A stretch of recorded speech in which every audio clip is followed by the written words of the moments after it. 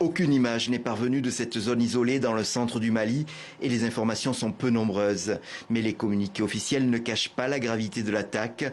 Selon le gouvernement, au moins 25 soldats ont été tués et une soixantaine sont portés disparus à la suite de l'attaque de 2 camps militaires, Boulkessi et Mondoro, distants d'une centaine de kilomètres, non loin de la frontière avec le Burkina Faso.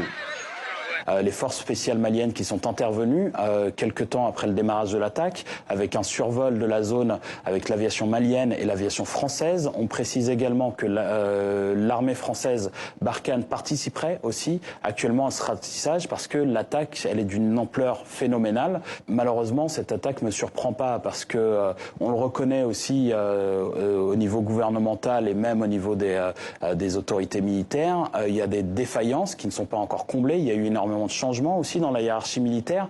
Mais ces violences s'inscrivent dans une spirale que l'armée, la force G5 Sahel ou l'opération Barkhane n'arrivent pas à maîtriser. La semaine dernière, une réunion de l'ONU à New York y était consacrée.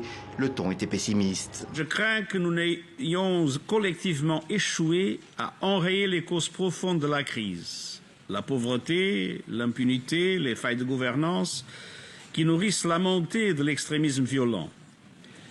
Ces deux attaques marquent aussi la dégradation de la situation de la sécurité entre Mopti et Gao, dans la zone dite des 3 frontières, à cause de la proximité du Niger et du Burkina Faso. Frappant les 3 pays, la violence y est djihadiste mais aussi intercommunautaire, touchant aussi les populations civiles, tandis que les États centraux semblent perdre le contrôle du territoire.